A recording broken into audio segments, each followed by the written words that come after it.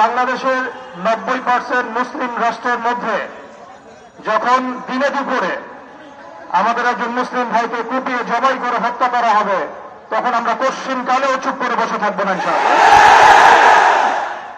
আমরা সর্বপ্রথম আমাদের প্রশাসন, সরকার এবং ঊর্ধ্বতন কর্তৃপক্ষকে বিনয়ের সাথে অনুরোধ করতে চাই, এই সন্ত্রাসী সংগঠন ইসকনকে অনতিবিলম্বে বাংলাদেশের মাটি থেকে বহিষ্কার করতে হবে।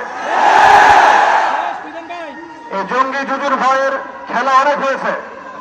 বাংলাদেশের মুসলিম শান্তিকামী মুসলিম, কিন্তু এমন কোন পদক্ষেপ আপনারা নিতে যাবেন না বা ভুল করবেন না যাতে বাংলার তাওহীদি জনগণ আবারও জেগে ওঠে। আমরা আল্লাহর কসম করে বলছি, যদি বাংলাদেশের তাওহীদি জনগণ একটাবার জেগে ওঠে, এর আগের মানুষ যাতে পালানোর পথ পেয়েছে, আপনারা কিন্তু পালানোর পথে পাবেন না ইনশাআল্লাহ। আমরা উভয়তার পথ বেছে নিব না।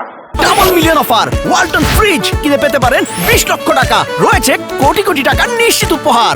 আমরা শান্তির পথ বেছে নেব ঠিকই, আমরা ধৈর্য দেবো ঠিকই, কিন্তু আর কতজন ভাই মারা গেলে আমাদের হুঁশ ফিরবে? আর কতজন ভাই মারা গেলে আমাদের হুঁশ ফিরবে? আমরা আমাদের ঊর্ধ্বতন কর্তৃপক্ষকে বিনয়ের সাথে অনুরোধ করব, যারা দিনে দুপুরে আমাদের মুসলিম ভাইদেরকে এভাবে রাস্তার মধ্যে কুপিয়ে হত্যা করেছে, জবাই করেছে, এরকম নৃশংস শয়তানি এবং সন্ত্রাসী কর্মকাণ্ডের তীব্র নিন্দা এবং প্রতিবাদ জানানোর পাশাপাশি আমরা এর উপযুক্ত বিচার দাবি করি। এখানে অনেক মুরব্বী কেরাম আছেন, আমি ছোট মানুষ, বেশি কথা বলতে যাচ্ছি না। আমরা একটা দাবি উত্থাপন করতে চাই, বাংলার জমিন শান্তির জমিন।